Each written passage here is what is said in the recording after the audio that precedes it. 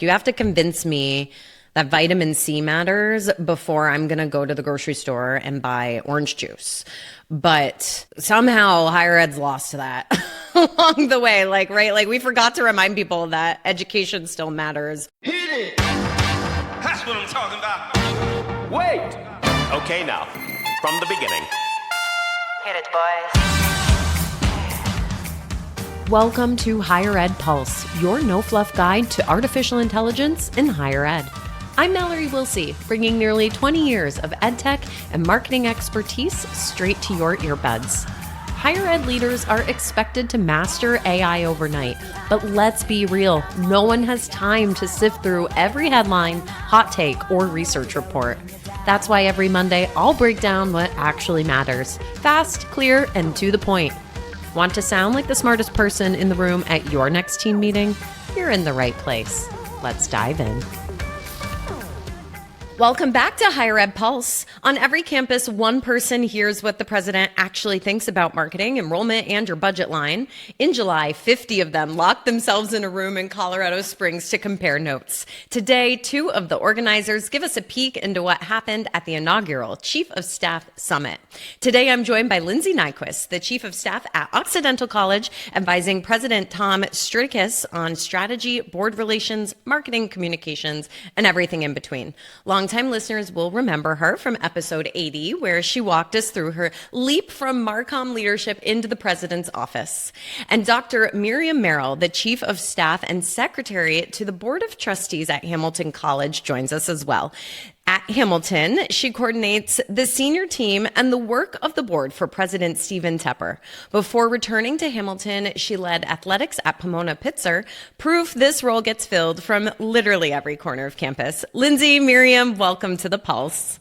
Thank you so much. Thanks for having us. Ladies, you were just in Colorado Springs. My sister lives there. It is gorgeous this time of year. Did you have so much fun?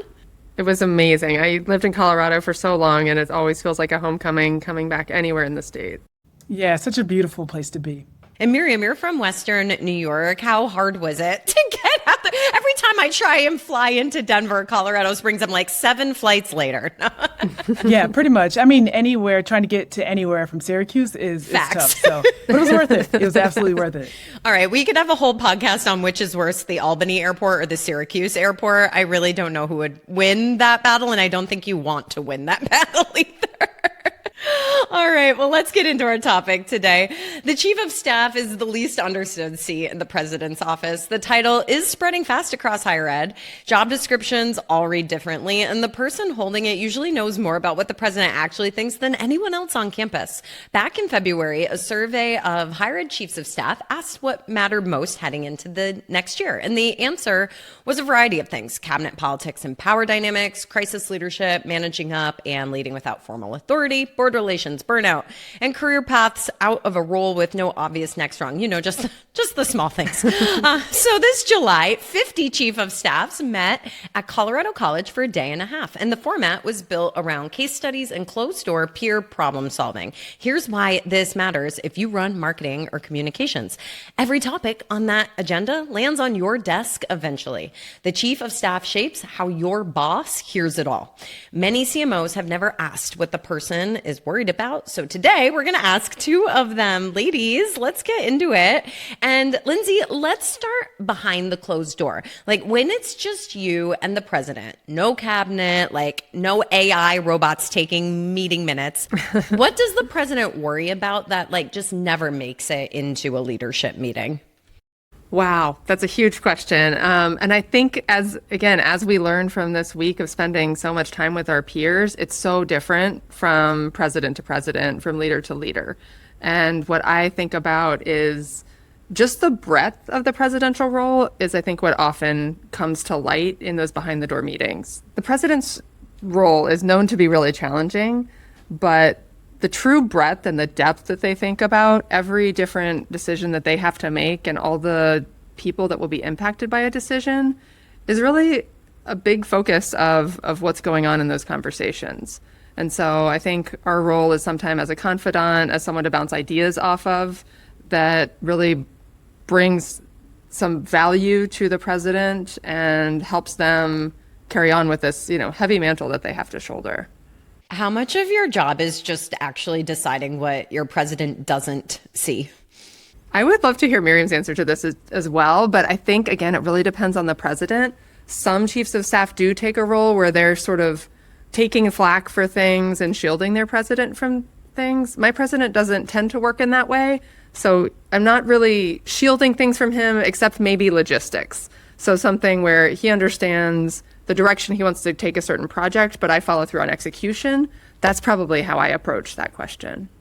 Yeah, I would probably say the same thing. I think what kind of keeps my president up at night is he's very human-centered. And so, Lindsay, you kind of alluded to this, like the people that kind of make everything go on a campus. And so all of the decisions that he has to make certainly fall on the people who make the work happen, and certainly the students that attend our campus. And so whether it's enrollment or, anything that kind of hits his desk, he really is concerned about the people. What I would say, though, is I do think it makes its way to the cabinet in one way or another. It might not directly be about the human, but he's certainly thinking about the questions that he'll ask as it relates to different suggestions, initiatives. The question he'll ask is, how is this kind of impacting the people? All right. So you've already both kind of called it out, like what the chief of staff is doing largely depends on the campus that they're on and the leader that they're working for. And so, you both jumped like headfirst into a job that like clearly there's no uniform definition for. And then you took it a step further and you built a conference for 50 other people who are like living your reality too. Miriam, I want to hear all about this. Like, I love that you capped the attendee list at 50 and you went for the like peer problem solving angle instead of just a bunch of PowerPoint slides. Like, why did that format matter to you? Why did the size matter? And like, what problems were you hoping to solve by just simply constructing your summit in a certain way? Sure. I want to start by telling you kind of how we got here. So I'm certainly the point person that brought all of us together. So the other four, so Lindsay, Sam, who's at Colorado College, Genevieve, who's at Cal State Northridge, Carrie Calnan, who's at Springfield College. So all of these folks actually helped me throughout my process to transition from being an athletics director to the chief of staff role. And so my question in asking them as I'm, moving forward and certainly had accepted the job is, in order for me to do my job well, I will need to learn. So where can I go to learn? And as I talked to the four of them about how they are learning, I found out there actually is no dedicated space for chiefs of staff of higher ed specifically. And so then I asked them, well, let's do something, right? And so they all were like, absolutely. And so that's how we got here. So, the 50 was about wanting to make sure that we could do it correctly. The formats was about, one of the things that our chiefs of staff colleagues said to us when we sent out an initial survey was, we want time to really talk with each other, right? Because we're all navigating similar issues, sometimes in different ways, but being able to hear how folks are talking through that is going to be helpful. And because everybody is an expert, it really made sense for us to think about how do we give space and time for everyone kind of in the audience, not just the presenter to present expertise. Yeah, that's phenomenal. Lindsay, anything else to add? Yeah, I think, Mallory, as you know, and as the way that we met was through those opportunities that were available in the marketing higher ed space. And so, coming from the Marcom world, I just expected there would be all these little communities ready to go to welcome me and to teach me what I needed to know. Arms wide open. Come in, Lindsay. And I had the same thought as Miriam. It's just like, ooh, there's a gap here that I was very used to having to be filled. And the other thing is just, it can be a really lonely job. And we heard that from a lot of our colleagues this week. So the idea of, really making those connections for people and also creating that network so that the next unexpected issue, we can have someone to talk to. I think that's also something that I really put together is we see a lot of the same issues over and over again related to, federal government changes, board relations, cabinet management. But the one thing is that things that fall on our plate are so often unexpected that it's really helpful for us to have a group of people to lean on in those times. Yeah. Now, you both referenced that there was this survey of your peers, and that from that survey, you built the agenda for this summit. So, like, my read on that is that's a leaked document of what the president's offices are really stressed about, right? Like, let's mine that survey for information. But out of everything on the agenda, like from crisis leadership and cabinet dynamics all the way to burnout or even board relations. I mean, I don't know. There's a lot there. Lindsay, where did you feel like there was a lot of energy in the room? Like, were there certain topics where it was just like the conversation kept going and going? The honest truth is that every single session was like that. Not just because we put together such a great session. I mean, every time we had to stop a session or stop a break to start a new session, it took 5 minutes longer than we planned for it to do so, because people were having such powerful, vulnerable, important conversations with each other that we didn't want to break it up. So yeah, as you know from someone who tries to generate these spaces for people to share, it just felt so rewarding to have created that space for people. Some of the sessions that stood out to me were strategic planning, use of AI, and some case studies around that. And then one of my favorites was we had two speakers who were supposed to finish up the sessions and talk about what makes a great chief of staff or how to do our jobs well. And they early on in the conference noticed that there was just still a need to dial in on certain topics. So they pivoted their session, which we also discussed as the true sign of a chief of staff, identifying the 4 most important topics, immediately breaking us into breakout groups and letting us have those conversations. So again, those topics ranged from, providing spaces for constructive discourse on campus, to the role of the chief of staff itself in our industry, to how are we managing and supporting our boards. Yeah. Miriam, any other topics jump out for you? No, that's actually, the last session I was going to talk about too. So I'm glad you mentioned that, Lindsay. I think one thing that we were very intentional about was making sure that there were breaks, because we knew there was probably going to be time for people to want to talk more about the particular topic. So I'm glad that we did that. And so it gave space for people to be able to continue the conversation. Yeah. Well, when you get that many people in one space, truly all they want to do is talk to each other about these things, right? Because it's such a rare moment where you get the professional excitement around being able to, misery loves company, but so does success. And it's I'm sure there were a lot of battle stories shared and great ideas. Let's go down the rabbit hole of cabinet dynamics. I think that, and Lindsay probably knows this very well, but CMOs have spent years fighting for a seat at that cabinet table. And you two are in the fortunate position to get to see what happens there on a weekly basis. Do you feel and feel free to give us a dose of medicine here. Do you think there's times where marketing leaders are misreading some of the decisions that happen at the cabinet level? And, I'm just curious what you're seeing week to week. Yeah, I think this can happen with anyone, right? I think oftentimes when you're not in the room, you certainly make assumptions about how the final decision got made. And the one thing that I would relay is oftentimes there is robust conversation, right? There's a lot of data. Folks are thinking, 10 steps ahead of what this means and what it means if we don't go this way. And I think the amount of care that cabinet uses to really make decisions oftentimes isn't really understood, particularly when the answer is either no or we're decided not to go that way. And I think sometimes, while the no is communicated in the room, it's maybe no, not right now, or actually, I think this is something we could do, but probably not at the moment, right? So there is a yes hanging in there that oftentimes people don't get whenever it's articulated out as, unfortunately, this is not the route we're going. Lindsay, since you've been in both seats, what advice would you give to a new CMO who is trying to make an impact in those cabinet meetings? I would say to listen a lot, find out where your gaps are and try to start growing those. So if there are elements of the higher ed ecosystem that you know less about, really try to lean in and also build relationships so that you're seeing people beyond just their role or their title. The more you can understand, I like the way that Miriam framed it, the more you can understand the complexity of how decisions are made, the better you can sit with the decisions as they are And the better you can communicate that back out to your teams as to why the reason is. At Occidental, we're trying to do a lot more work around fair process, which is where we communicate the steps of the process as openly and transparently as we can, so that when a process decision is made, whether it's a positive or negative interpretation to our audiences, they understand the why behind it and the consideration that was taken. Yeah.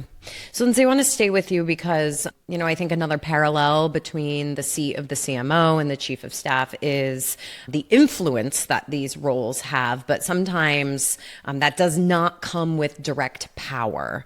And, I'm wondering if there's a lesson here too for the CMO, especially a newer one.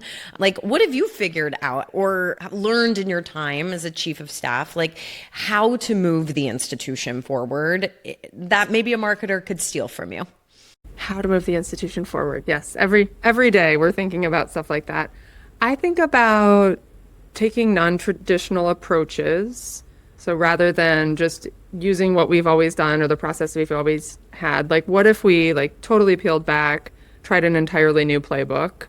And how can I just get in and do the work? Sometimes it's a lot of our work is delegation. And sometimes there's a spot for us that's just, actually, I'm just going to roll up my sleeves and try to chair or convene this committee or bring these people together or have this tough conversation to get the right people at the table. So I think the more you can insert yourself, be gracious and understanding of the people who are putting a ton of work into this, the more clear or the more ways that you can help with the actual progress that needs to be made. Mm-hmm. Yeah, Miriam, do you see any mistakes that people tend to make maybe in their first 90 days? Yeah, I think there's a couple of things. One is not spending the time that it takes to build relationships, because that's really what is going to be helpful, right? What do they say? You get more with honey than you do with the other stuff, right? Yep. And so relationships absolutely matter, but they take time. And so when I have a relationship, I will know how you want to hear information or what might appeal to you when I'm trying to have an initiative move forward, right? So it just helps all of us for us to have these strong relationships.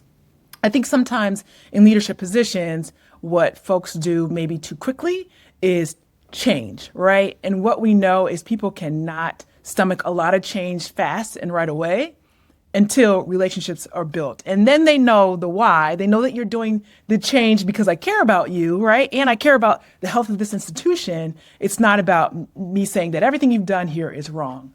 And that's not to say that whenever you get in, there are some holes you might need to plug right away. So change might need to happen. But doing too much too fast, I think, can oftentimes trip leaders up. Yeah. With you saying that, I mean, all roads for me always lead back to the book Radical Candor from Kim Scott, and that idea of care personally and challenge directly. And you need to have equal amounts of both. And you're exactly right. You can be challenging directly, but if it comes without the relationship times and energy spent so that the person knows you're caring as well. Miriam, I want to stick with you here because you're also secretary to Hamilton's board. And there was a whole summit thread on board relations and what to expect from the federal administration as well. So when trustees talk about enrollment and reputation right now, what are they actually talking about? What are they actually asking? Yeah, I mean, I think that varies on the institution, right? So while the conversations of enrollment are certainly happening on everybody's campuses, they're happening in different ways. What I think most boards, though, generally are talking about in an equally concerning way is this perception of higher ed and its value. So Gallup poll just released their findings earlier this month, right? And not only is higher ed, perceptions of higher ed down, right? All of our main institutions, the faith in these institutions, banking, military, all of those things are down, right? And so the conversation, looking forward, how can we help others see the value in higher ed? And I'll kind of narrow it down to our campus, particularly as it relates to private liberal arts institutions, right? How can we continue to push back on the narrative that there really is no value in higher ed? So I think that certainly is one thread that a lot of boards are really talking about because it's really touching all of us. Yeah. Yeah, there's been some interesting campaigns in our industry to help kind of increase and improve that perception. And, I was actually on a different podcast recently talking about this, and it's like, you have to convince me that vitamin C matters before I'm going to go to the grocery store and buy orange juice.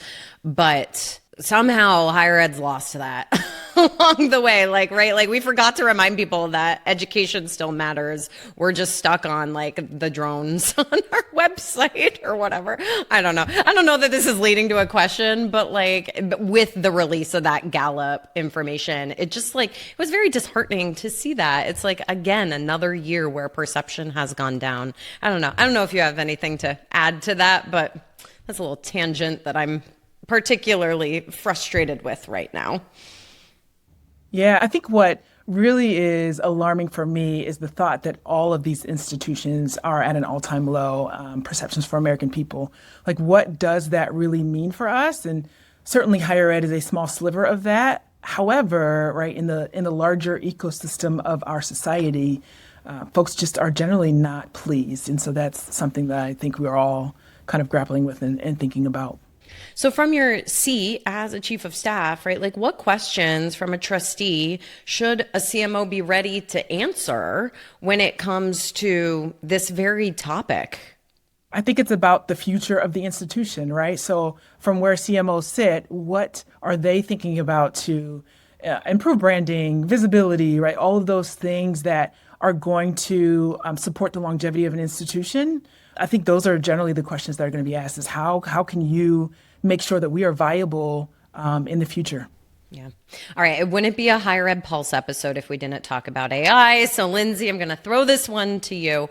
The summit ran AI lightning rounds. Super cool. How are presidents' offices actually approaching AI right now? I'm very curious about this. And does that line up with how other units on campus are approaching it? Yeah, I think the real challenge that presidents' offices are seeing is they're trying to determine what is our institutional approach to AI. And we're seeing across the industry all different types of things happening from, large flagships making commitments to AI vendors to people just trying to do exploratory stuff in the classroom. And so presidents have this huge weight where they're trying to determine where we should go and what is the right move that will, really serve us well into the future, because we know this is not a passing technology fad. So what I heard a lot from people at the summit included things about how they're trying to connect student learning of AI, faculty enthusiasm for and, embracing AI in the classroom, as opposed to sort of the policy and data governance side. And just the wide variety of what different groups are saying. So I think Miriam and we're both working at small private liberal arts schools, are really thinking about what's the role of an institution in an AI world as a liberal arts institution. How can we harness the unique and really compelling elements of our educational framework and help that serve our students when they go out into the world? So I don't think presidents' offices are necessarily thinking of it as their office, but they're trying to think of what's the statement we're making to the world. Yeah. What were some of the topics of those AI lightning rounds? Miriam led that session, so.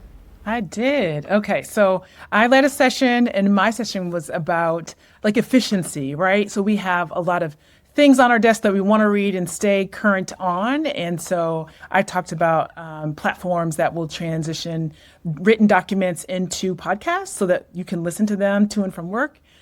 We had one who talked about using AI for writing and board resolutions. And then Carol talked about, using an AI agent for a chief of staff. And that was pretty enlightening to hear how she is creating an agent to just be more efficient in her work as well. And then Carrie, what I appreciated about Carrie Callanan's topic was she really brought a lot of the data of how much time AI can save a chief of staff. And therefore, by saving hours, right, and she quantified it to maybe 300 or 400 hours, down the road, that can become an FTE, right? So how can we use maybe AI to think about savings in some sort of way? So yeah, that was all really good topics. Awesome. So I hear the summit had a whole session on career trajectories. And it's interesting because recently in Inside Higher Ed, Rob Zinkin just wrote about career trajectories for the CMO. So, of course, right, like we have two really important roles here that seemingly don't have next steps to them. Crap, because like, what do we all do now? And I want to know, like, is the chief of staff role, first and foremost, a trajectory for the average CMO, but then now you become chief of staff. Like, is your upward trajectory becoming a president, or is it switching institutions? Like, where do you go? What did the room talk about? Miriam, I'm going to toss it to you. Sure. I think the benefit of a chief of staff role is that there are many skill sets that can feed into this particular position, right? And I've actually had some other folks like, how did you make the transition? Who are either in athletics or not, or nonprofits, right? And to talk about, the particular type of work and the skill set that takes to do this job, I think is one really great thing about the role itself. What is next after this? I am not thinking about what's next after this. But I think the benefit of being kind of a jack of all trades is it could really be almost anything. While I don't particularly think it's the next step for presidency, however, that has happened. That's not the way that I'm looking at it. But I think there are many ways, because you see so many things, there are many pivots that this role can use whenever they're thinking about the next step. Lindsay, I'm curious to get your perspective on this too. Yeah, I think for the average Marcom leader, I think it is a role that makes a lot of step. I don't think it's going to be what every single person wants, but Marcom leaders have the benefit of coming in with a huge breadth of knowledge of what happens at the institution and being excellent communicators. And both of those are things that could serve a chief of staff really well. So I think there is a really clear pathway there for people that are interested in expanding. And if you are a Marcom leader interested in that, I would really recommend that you try to find ways, identify your gaps and try to find ways to fill them. And go listen to episode 80 where I interviewed you on that very topic. Exactly. For your future homework. I'd also add, too, that it also depends on the president, right? What is the president looking for? If my president was looking for someone who could serve as general counsel, that wouldn't have been me, right? So I think that also is something to think through is what are the needs that your president will have in their particular chief of staff. And just a lot of our conversations over the last week were about what that relationship is. A lot of people, like I came in as a chief of staff with the president. We both came into an institution we didn't know. Miriam came into an institution she knew, but not a president she knew. And it all really just comes down to that relationship, this person you're going to be spending a lot of time with, and you're going to want to work on the things that they want you to work on. So again, my president isn't interested in having me writing speeches for him, which is great because I don't think I'm that fantastic of a speechwriter. So really identifying what it would look like. I think maybe if you're a Marcom leader and you're tasked with this or this offer arises to you, really drill into what it would look like in that specific situation rather than what a chief and staff in general might look like, because that's going to really define what your day-to-day looks like and whether you enjoy your job or not. So I have to ask if there was something talked about or discussed last week that like you're just still ruminating on, like something that maybe surprised you or might be really impactful for how you approach your job moving forward. Miriam? Oh, good question. What am I still thinking about? I mean, what I will say is Lindsay talked about how we had breakout sessions at the very end, and I stayed with kind of the board group who was kind of grappling with challenges with the board or questions with the board. And I think there are some things that other folks are doing on their campus to engage their board members that I could probably do a better job of, right? So in between board meetings, really staying connected to that group, which right now I'm not doing. So that certainly is something I'm thinking about. And what I also have to realize, right, is that's also something additional to do amidst all the other things that I have to do, right? So how can I find something that feels like it's not going to be daunting, that I can carry on for a long time? So yeah, I would say the board conversation. Cool. What about you, Lindsay? So many things. I really just want to spend some time reflecting on what I learned. I think what always strikes me from these conversations is how different all of our roles are And so are there ways that I could approach my job that would support my president and thus my institution in a better way? I think I got some clarity on a few projects here that I have been working on for a while that now I have an idea for how to approach them differently. So that's really exciting when you're just having a conversation with someone and everything clicks into place and you see that pathway forward that's going to be more efficient and more productive. And I mean, the core of it for me was really just those relationships and that network that we built. So I have people in mind, and I have people that in my mind that I know I want to follow up with on specific things that they mentioned that they were addressing in a certain way, or a particular really challenging scenario that they went through that I want to understand better in case it happens to us. I think that's the best part about coming out of an event like this. Like all of a sudden you have 50 besties who are all in your role, who all understand your role and the challenges. And now you've got this incredible network, I'm sure, that you can just tap into anytime. Congratulations, ladies, on the inaugural Chief of Staff Summit. I understand what it takes to pull this stuff off. And, it is no small thing. And, I know that there was, I'm sure, plenty of blood, sweat, and tears poured into this. So congrats. As we close out this episode, for the CMO who is listening right now, who is going to go into their Chief of Staff's office tomorrow morning, what is the one question that they should ask? I'll hop in there. Is there anything that you need? Ooh, yes. Because there is likely How can something. I help? Yes, there's likely something on my task list that involves a CMO, or I need a CMO to get it finished or wrapped up, or thoughts on a particular topic. So I'd go with that. That's the best question in the world. Right.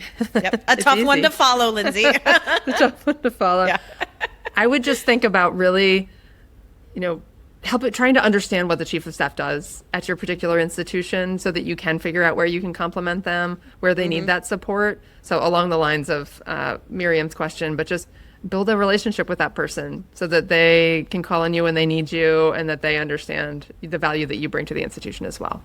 Amazing. Well, ladies, I just so appreciate your time. I know you're still riding high on the success of the summit. And, I'm excited I was able to have this conversation with you so our audience of Marcom pros can learn. And hopefully this will inspire someone to walk into that office tomorrow morning, or maybe even today, and start to build that relationship. So thank you so much. I'm assuming folks can find you on LinkedIn if they want to connect after this, but is there anywhere else, maybe plug the summit website or anything?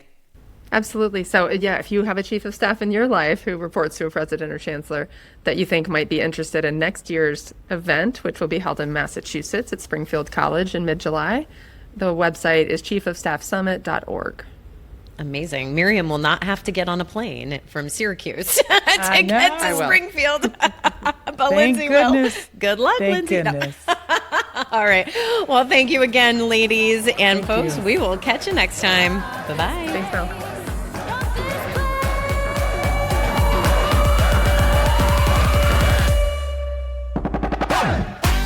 Thanks for listening to the Higher Ed Pulse. The show is a proud member of the Enrollify Network, home to Higher Ed's largest collection of podcasts. Enrollify is where higher ed goes to grow. So be sure to check out our other podcasts, webinars, video clips, blogs, and more.